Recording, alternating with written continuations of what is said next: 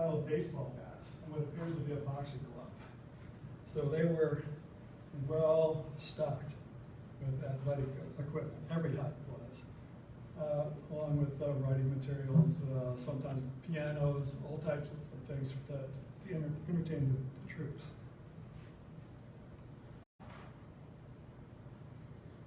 Now, there were at least 9 men associated with Major League Baseball who were Casey's. 2 were managers, 6 were players, and 1 was an umpire. I'll tell you a little bit about them, but I'll save the most famous for last. One of the managers was, Huey Jennings, manager of the Tigers, who was popularly known as E-Yaw Jennings for the ear-splitting yells he would make when he was excited on the field.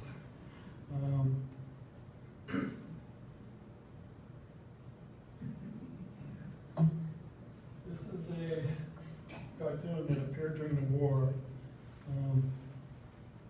It was by Ripley. Ripley, believe it or not, Robert Ripley drew this cartoon. Unfortunately, this cartoon is completely inaccurate because Huey Jennings never got overseas. He had some sort of passport problem. The war ended before he left, and spring training was coming up. He felt he didn't have time to get over there and do anything meaningful, get back in time for spring training. So, great cartoon, nothing to do with reality. Now, here's another manager. This is Jack Hendricks of the Cardinals. He did get overseas, and you see him here in a KFC uniform. See the KFC insignia on his overseas cap. And you can tell he's no youngster. Hendricks said, "I feel like a youngster, although I have a son now and officer's training cap." He got overseas just after the armistice and visited hospitals and camps and that type of thing, which most of the athletic directors did. We're coming across an account of him visiting a very badly wounded minor league ball player in one of the hospitals and chatting with him, trying to raise his spirits. And he talked about that ball player when he came home. And the player was too badly wounded, lost an arm and an eye, could never play again. But one of the minor league clubs in Columbus, as a matter of fact, my hometown, signed him anyway, sort of symbolically to say, welcome home and you're still a ball player. And I don't think that story would have been known if Jack Hendricks hadn't told it when he returned. Some of the players who went overseas as Casey's included Bill Coughlin, who was the third baseman for the Senators and Tigers, Tommy Dowd, who played for 6 different teams in the majors. And he became the director of baseball operations in the Army of Occupation when the war was over and the AEF marched into Germany. There was a player named Shad Berry who played on 7 different teams, and with some of the other Casey's helped support the huge inter-allied games that were played in Paris in the summer of 1919 after the war. There was a fellow named Pete Noonan who played with the Athletics, Cubs, and Cardinals. And the accounts I've read said he had a very strong ball club in Luxembourg, where there were American troops after the war. And he made news for another reason. When he was on the way home, I think he had stopped in Ireland and he got a telegram. Some relative of his had died and wasn't particularly close, but it left him a huge amount of money. So Pete Noonan came back as a very rich KFC. And then there was a guy named Bill Friel, who had played for the St. Louis Browns. He actually stayed in Europe after the war and taught baseball in schools and colleges in France where there was a little bit of baseball. I'll mention more about that in a minute. Bill Friel was the luckiest of all the Casey's because He married an Italian, I think she was a musician in Paris, and came home with a war bride, and all the others were sort of envious, and they came back with souvenirs. Friel returned home. He was the last of these cases to come home. He came home in January 1920. And there was also an American League umpire, Jack Kieran, who was a Casey, and umpired some of the games in France and Germany, I believe. I'm sorry, I don't know a great deal more about these men's activities in France and Germany. The Caseys got a fair amount of publicity during and after the war, but some of it was a little sketchy, unless you had a big name. And this was the biggest name. This is Johnny Evers. The baseball fans will certainly recognize that name. Some people say Evers. Johnny answered to both, but he said Evers was the way they said it in his hometown, so that's how I'm going to say it here. His hometown was Troy, New York. He was a member of Troy Council 176, and he was one of the greatest baseball players ever. He was born on 21st of July, 1881, in Troy, as I mentioned. So that's one of his nicknames was the Trojans, Johnny the Trojan Evers from Troy, New York.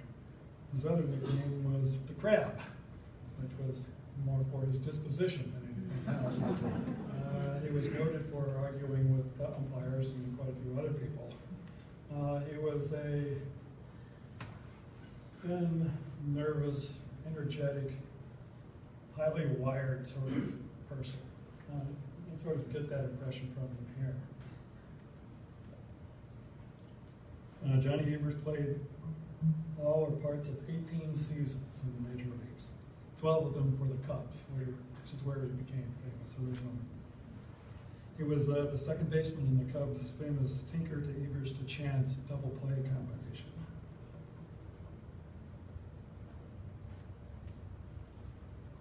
You see it here, Tinker to Evers to Chance. There was a poem. Franklin Pierce Adams wrote it for the New York Mail in 1910 called Baseball's Sad Lexicon. And part of it went this way. These are the saddest of possible words, Tinker to Evers to Chance.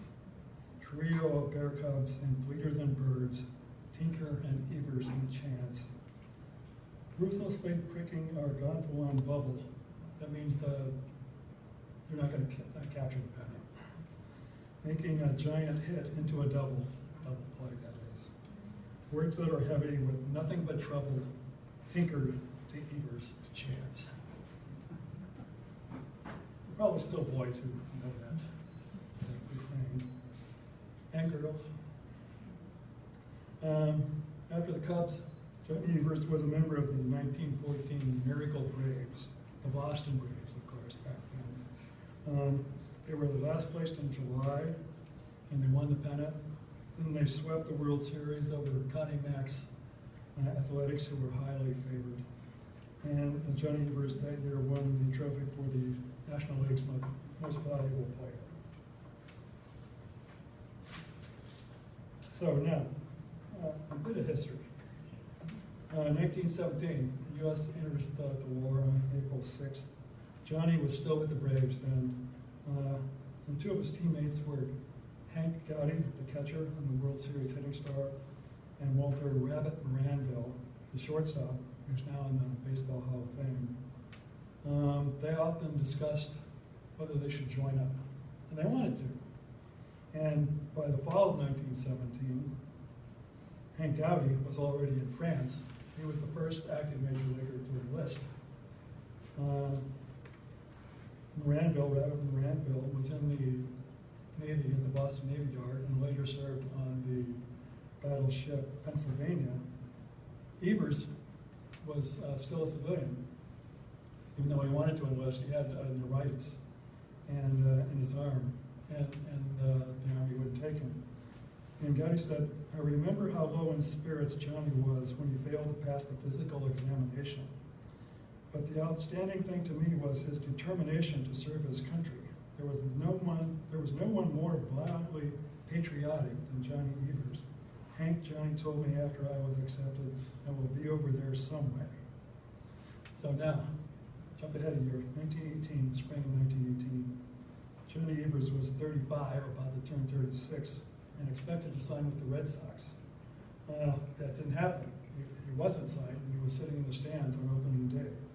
Well, what was he going to do? What he was going to do was push the idea to the Knights that he should go over there as an athletic director.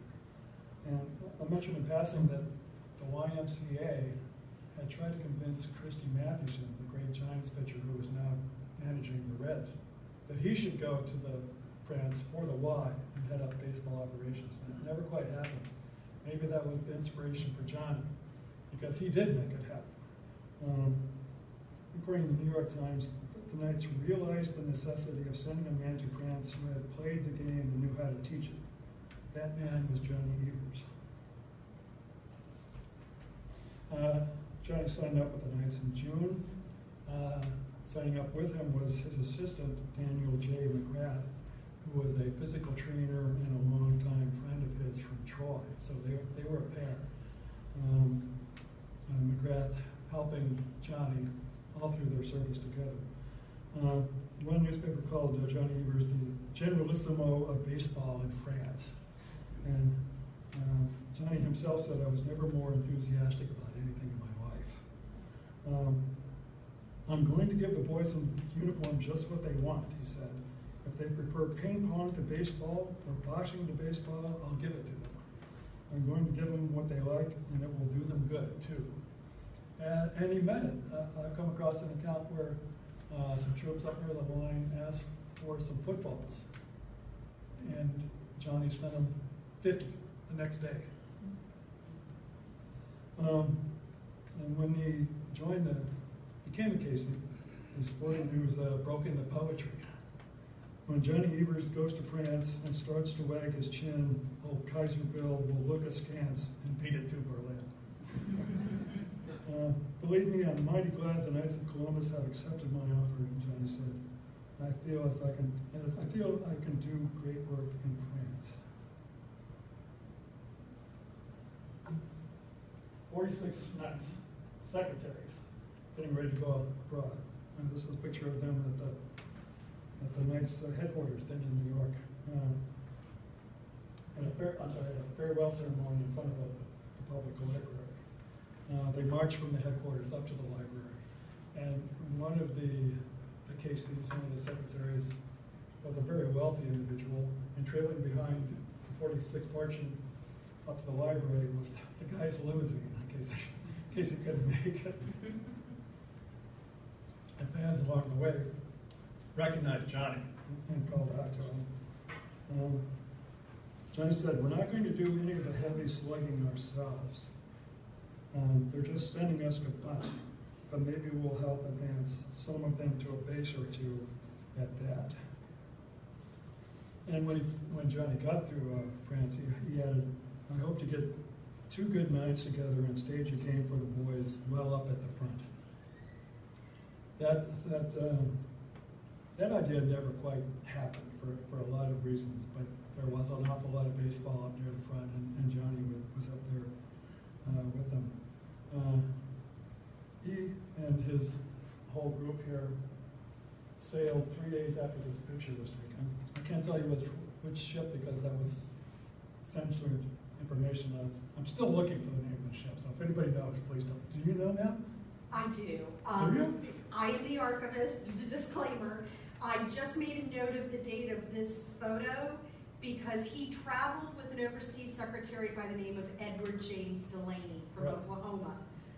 Earlier this year, we received a donation of scrapbook and papers from Mr. Delaney, and there is a typed listing of some of the men on the ship, and the very first name is Johnny Evers. Right. I don't recall the ship off the top of my head, but we can get that for Okay. you. So they sailed together. They docked at Liverpool on August 13th. And Evers and McGrath spent some time in London. I'm not quite sure of it, but they may well have seen the Anglo-American Baseball League play some games in London. That was very active at the time, and they were there. Then they went on to Southampton, and they crossed to Le Havre and reached Paris on September 15th, 1918. And German bombers came over and bombed the city that night, hours after they had arrived. McGrath said, "Well, you can take it from me that it was not very encouraging." McGrath wrote that he went underground 40 feet, which probably means the subway. And all Evers ever wrote was a lot of German bombs missing. That was as much as he ever said about the whole episode. But the very next day, we ran into Hank Gowdy, his old teammate from the Braves, by accident in Paris. Hank was a color sergeant in the 42nd Division, the Rainbow Division. And he was on furlough after the hard fighting a month before. And he spots Johnny Evers. He says, "What, Johnny Evers, you here? You damned fool, go back."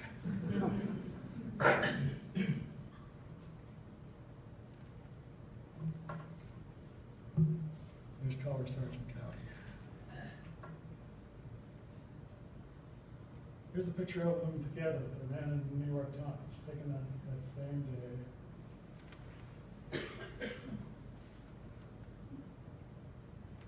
And this is a snapshot. I believe it's a snapshot. I bought it off of eBay, believe it or not. You can buy anything off of eBay. Same day, Johnny Evers there in the center, Hank Gowdy on the right, in his overseas cap, talking to 4 American sailors. So I brought that picture with me today, so it's now going to stay here at the museum. And soon after this, sounds odd, but Johnny Evers began to teach French troops how to play baseball. This is a French general named Paul Vidal. As you can see, he was married to an American. He admired the way American doughboys threw grenades, which he thought they were throwing baseballs, probably accurately. So he specifically asked for Johnny Evers to come and teach some French soldiers how to play baseball. So Evers and McGrath reported to the general at military school at Besançon. I hope I said that correctly. I have no idea. In eastern France. Vidal, as you can see, he was in his 60s. He was very vigorous, and as you can also see, he liked to pick up a mitt once in a while and toss the ball around. John Evers was there 2 weeks teaching cadets at the military school, who in turn taught other French soldiers later. The French soldiers were called the unshaven. Evers wrote, "Even with my bum throwing arm, I could show them how it is done. And after they watched for a while, they cut loose and began heaving in a regular style." Then he and McGrath, after the 2 weeks, went back to Paris. Johnny, while he was overseas as a case, he was also supposedly writing newspaper column. Johnny Evers over there, that kind of thing. But most sports writers and most other people who knew the situation thought that Johnny wasn't actually writing anything. It was his sports writer pal, Hugh Fullerton, who was his ghostwriter. Hugh Fullerton was a very well-known sports writer of the day. And it's probably completely true that Fullerton wrote most of it, at least the early stuff. One critic said Evers' pieces might as well be dated Hoboken as somewhere in France. But editors did pick up the more colorful pieces. The pieces ran eventually to dozens of pieces and thousands of words. And as far as I can tell, only the hometown Troy Times loyally printed everything.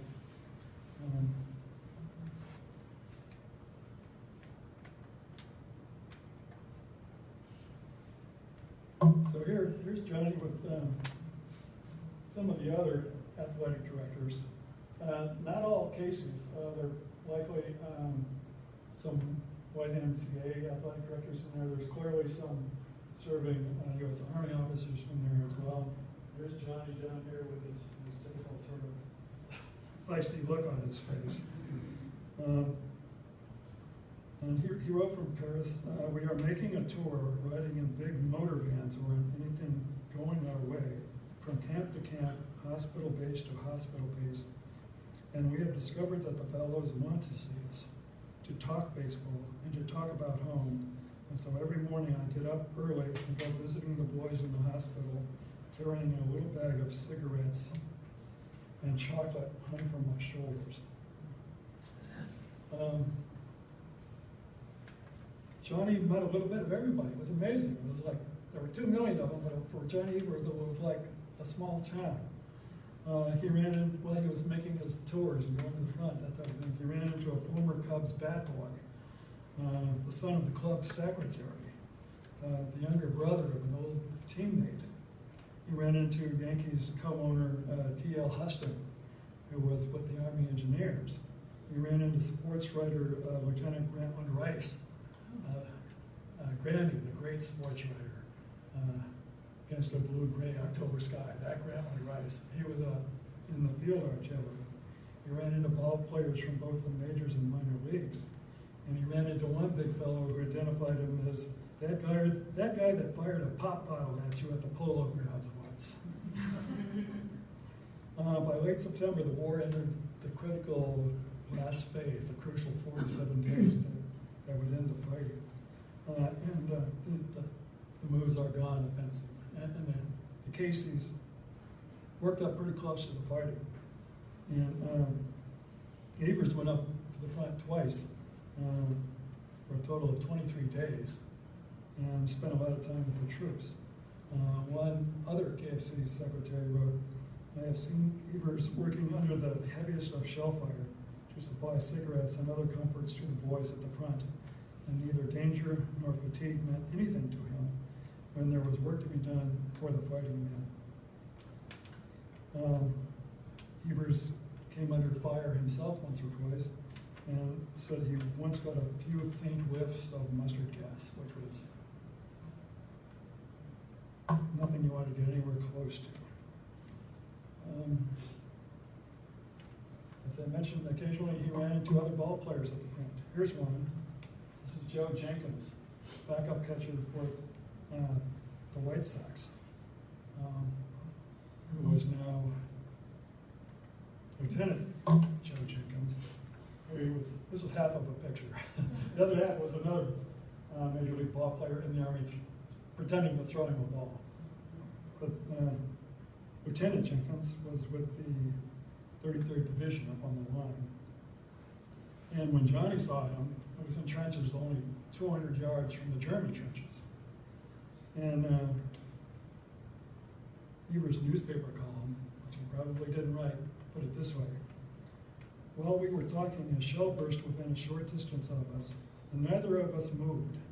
He, Jenkins, just waited until the jarring buzz died out of our ears and then went on talking baseball and asking the news from home. But this is what Johnny Evers actually said when he got home. He was speaking for himself.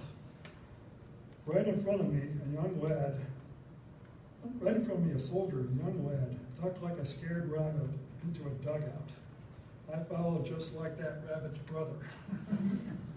I was picking myself up from the bottom of the dugout when Jenkins stuck his head in the doorway and laughed.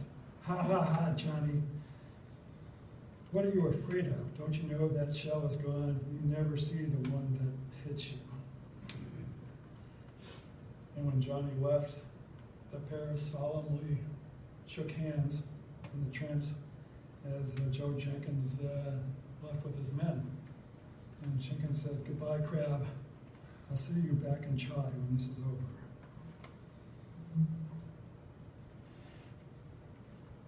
I like this picture of Johnny. It's from one of the baseball magazines. There was a story, not in the magazines, but in one of the newspapers.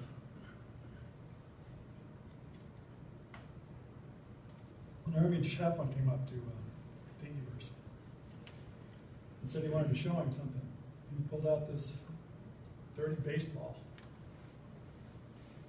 And the chaplain said he'd found it in the overcoat pocket of a dead doughboy when he was out bringing back the casualties. And Evers was moved and asked if he could have that ball. And the chaplain said no. He said, "Not for $1 million. I'm too big a fan, and this is too precious to me. It will be more precious to others. If I can find them when we get back, that boy's baseball belongs to them. If not, then I'll keep it as one of the biggest prizes of my life." And Johnny talked about that when he got back. Johnny Evers was in Paris when the armistice was signed, November 11th, which he said was the biggest day in the world. And McGrath was with him and later wrote, "All France is literally mad with joy," and they were still celebrating a day later. He said, "Johnny Evers is surely the biggest hit here and is in first-class health and kept on the go all the time." Evers and McGrath sailed for home the next month on the Lorraine and reached home in Troy 6 days before Christmas. The Troy Times covered their return home and reported both Evers and McGrath looked the picture of health. 9 out of every 10 of the hundreds or more persons who greeted them at the Albany station while they were waiting for the Beltline local asserted that they had never seen Johnny and Dan look any better.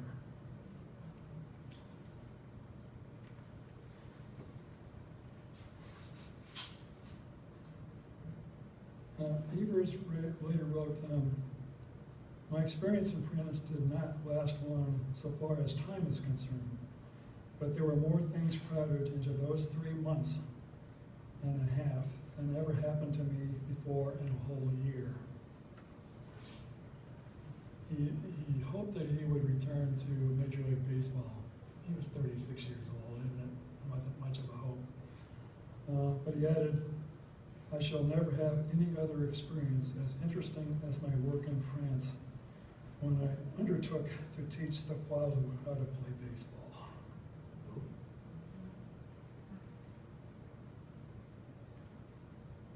Johnny Evers, the Trojan, the Crab, inducted into the Hall of Fame at Cooperstown in 1946. But he belongs in this museum too, I think.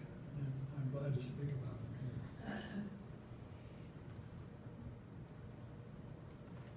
So, if you would like to know more about Johnny or Rule 1 baseball, I invite you to follow me on Twitter at WW1Baseball, or visit our website. We have a nonprofit group called the Anglo-American Baseball Project to memorialize those days and to recreate them as well as we can.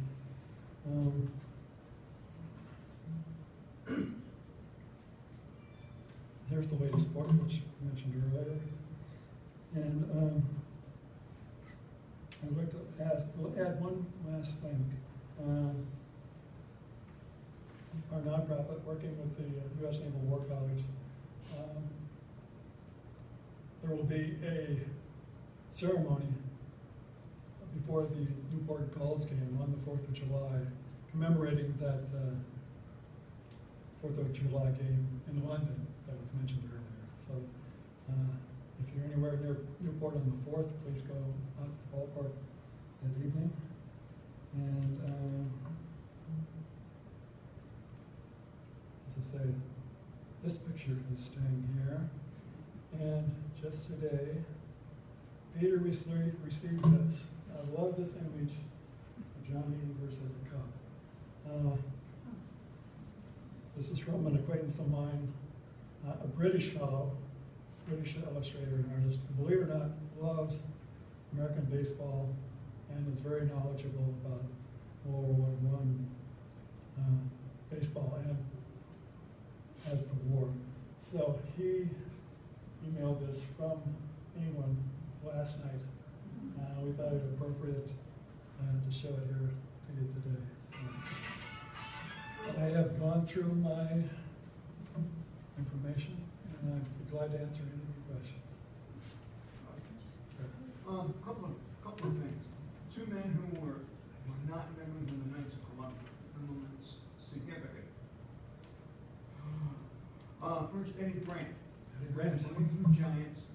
He was the only big ball player who lived his life over there during the war. He wasn't the only one, but he was the best known. He was the one I know.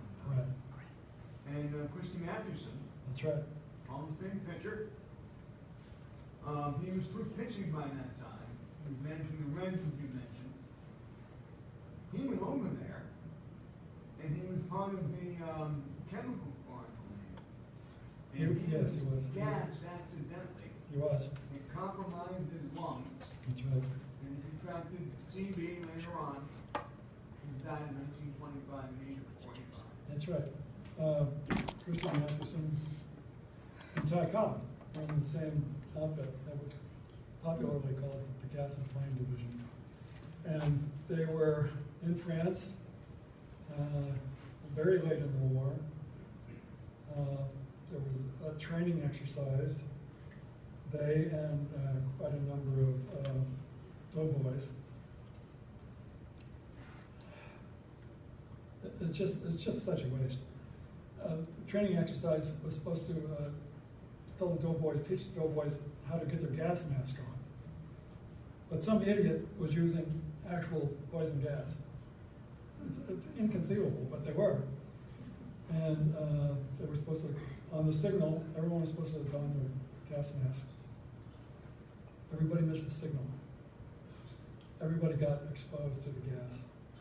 8 doughboys died. This is according to Ty Cobb. Ty Cobb got a dose, and it was effective for some weeks.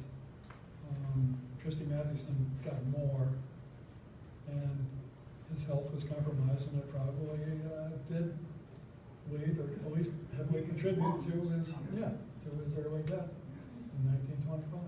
That was such a waste. It's one of those military exercises. It happens. Yeah, it should have been held with tear gas or smoke or something, but my God. Yeah. Sir? But we fought 2 world wars on European soil. Yeah. Baseball players go to Europe here and they introduce the game. We had a lot of world players, obviously, in World War II, who played over there. But it never took. If any place, it's in Japan. Here we never stepped foot. Well, you know, it had a good presence in Japan before World War II. Babe Ruth and his all-star team were there in 1934. And Babe Ruth played there. Yeah, they were just received. It was a rapturous reception. I mean, it was unbelievable. But you're right, it never took in France, it never took in England, except it's interesting. Now, baseball is making, I won't say a comeback, it's being established in England. Yeah, the Yankees and Red Sox are finally playing 2 games next June in London, which they've been talking about for years. And National Football League has been eating MLB's lunch in England for a long time, and now they're finally going to play. And there are several leagues, baseball leagues in London, have been for a number of years.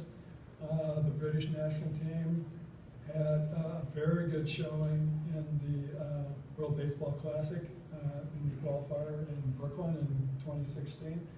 So yeah, things are much more encouraging in England now. Also in the Netherlands, maybe not Yes. at the professional level, but definitely at the lower levels, high Yeah. school, things like that, they've taken them to the sport. Yeah, the Dutch team also has done very well in the World Baseball Classic.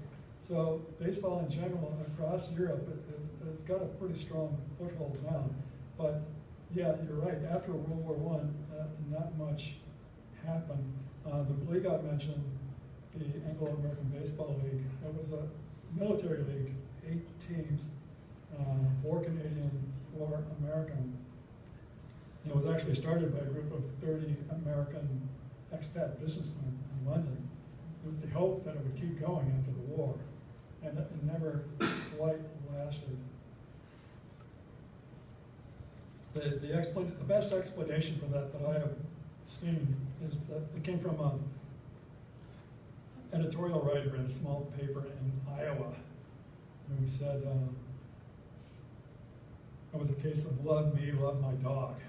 While the Yanks were in England, the British were interested in baseball, and when the Yanks weren't in England, they were interested in their cricket again, which held true for a number of decades. But as I say, things are changing now.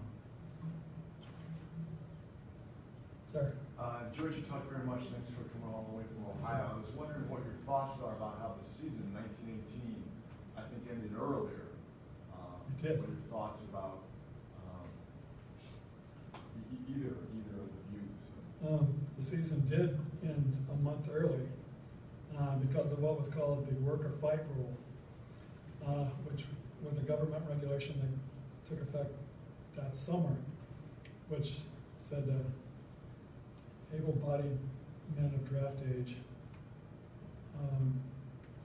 in many occupations either had to be in the service or they had to be in a war-related job.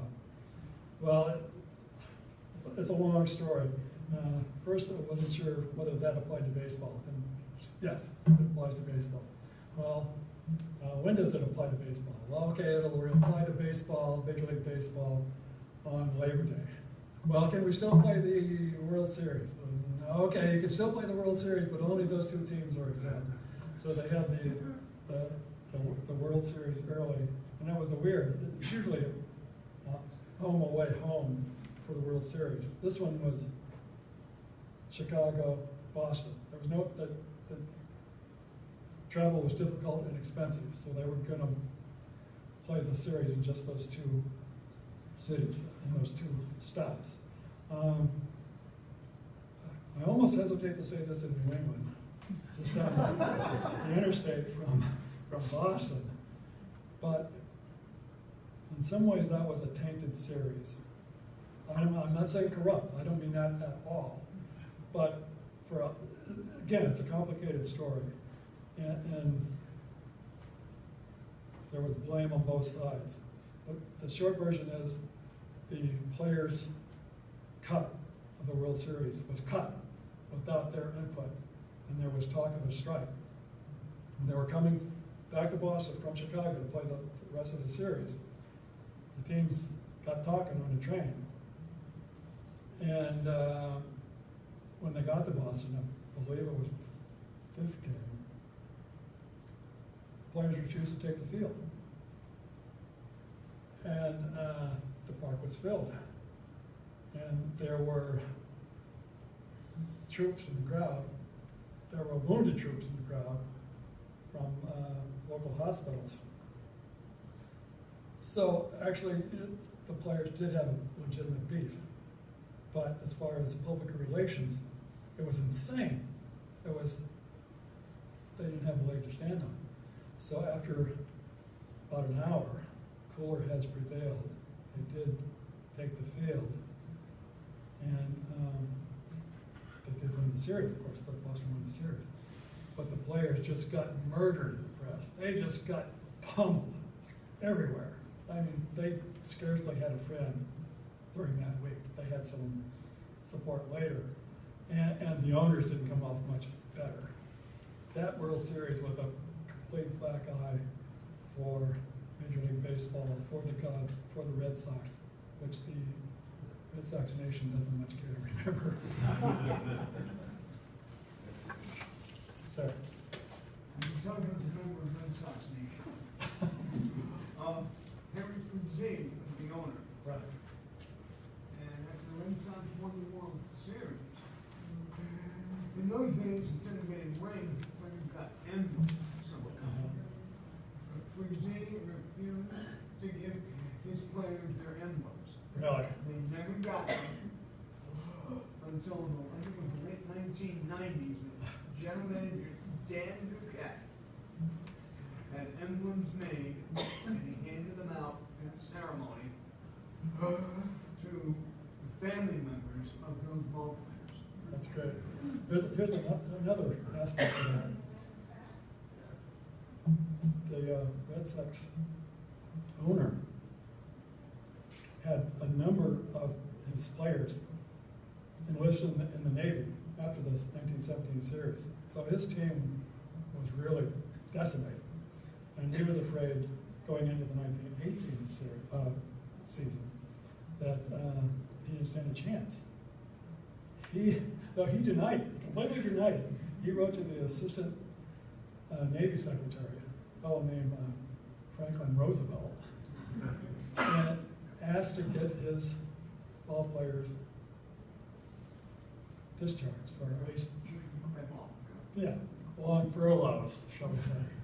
And Roosevelt refused. And Frazee claimed all along that he never did any such thing, but he did, because the paperwork is in the National Archives and you can find it online. So feel free to do so. They did, and they won it anyway, yes, because every other team was as hit as badly, as hard as the Red Sox were. By the end of the 1918 season, it was a very strange lineup every team had on the field. A great number of ball players were gone. The numbers, you can crunch them the way you want, but there were about 250 ball players gone. So those teams were very big, all of them. So you mentioned that in the 1918 season, a lot of the players and owners were reluctant to serve. How do you think that compares to World War II, when players were enthusiastic about going? I don't think they were any more reluctant to serve than the players of World War II. The ball players were in the same position as every other young American male at the time, in World War I and World War II. There was an awful lot of criticism of them for not being role models, for not running down to the recruiting office right away and enlisting. Well, they didn't run down in any greater or lesser numbers or percentages than the American male population as a whole. They weren't doing anything illegal or wrong or immoral in waiting for their draft notices. That's what just about everybody else was. I shouldn't say just about. Of course, there were many men who went down and enlisted. There were ball players who went down and enlisted, but both segments, it was about the same. And in my opinion, the criticism of them as slackers, if they waited, or even if they joined the service but played baseball while in the service, they were slackers. They weren't living up to the role model. Well, that's just nonsense, in my view. They had hard decisions to make.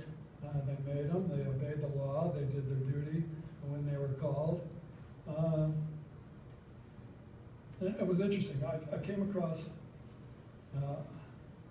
a piece in the Sporting News when people were coming back in 1919. The Sporting News was like out there in front hammering the slackers. But under the work of fight rule, some of these Sporting News writers and editors ended up in uniform themselves. And when they came back, their opinion had changed. They said, well, we have a little different perspective now, having put on the uniform ourselves. So, no, they weren't really slacking.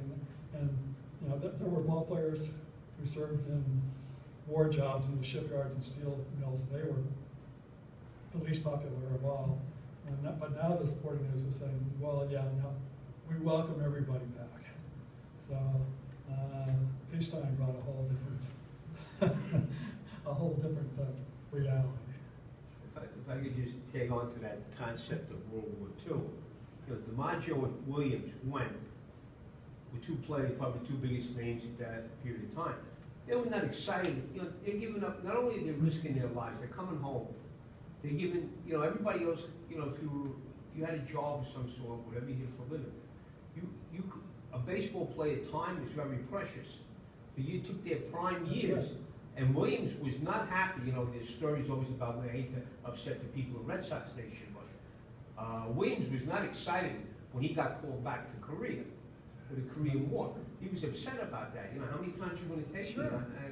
So there wasn't, you know, the idea of World War II that everybody, Right. you know, and I have to believe that during World War I, the players that were sent over and that went there, they were nowhere, money was nowhere near the issue that it was in World War II, or it would be today if you took a player and you lost years. I know it sounds very self-centered. No, but like you're saying, That's a very good point. And ball players have a very short productive period, very short, 10 years if they're lucky. And if they want to lose one or two of them, of course they don't want to lose them. But, you know, if they're called, they went, and some of them voluntarily gave it up and went. I never came across an account of a ball player saying, our playing lives are short. I've come across several accounts from managers saying, the ball players' playing lives are short. The managers were standing up for them. McGraw, Connie Mack, they were the ones pointing that out. Yeah. To tap onto the discussion about the slackers, you know, people might look at those men who served as Knights of Columbus secretaries and wonder, you know, well, why weren't they in the military? But it is very clear that we only took men who had been deemed ineligible to serve. So, for example, Evers, who was declared not fit to serve, or they were outside of the age. That's right. So Most that's of why them. you get the older. Most of them were well outside the draft age, Right. as was Johnny Evers. He wasn't young enough to be drafted. Yeah, that's a good point. The Caseys, the Y secretaries, all the others, they did good and valuable work. And I've come across many letters in local newspapers from doughboys saying, yeah, I went to this hat or that hat, and we played ball with gear that we got from whomever. You know. Yeah, there was a lot of. They did good work, and there was a lot of baseball, and there was a lot of athletics. Period. There was football, there was basketball, there was everything. This is not a baseball player, but one, to me, if you want to say a slacker, John Ford wanted him all the time, go in, and for some reason, he always seemed to have another picture, and he never served. And John Ford was very angry because he John was one Ford of the had five served, sure. that went in of one of the 5 directors, Sure. and he was very upset that John Wayne never Right. fulfilled his Right. duties. But then you had Clark Gable, Jimmy Oh, Stewart, yes, people yes, like oh, that. definitely.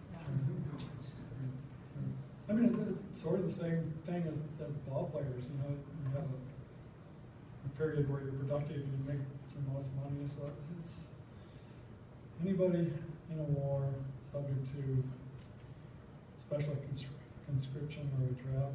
You've got tough decisions, and you have to make them, and you have to live with them. I'd like to interject and just say maybe we could bring this to a close and thank Jim very much for his presentation. Thank you. I would very much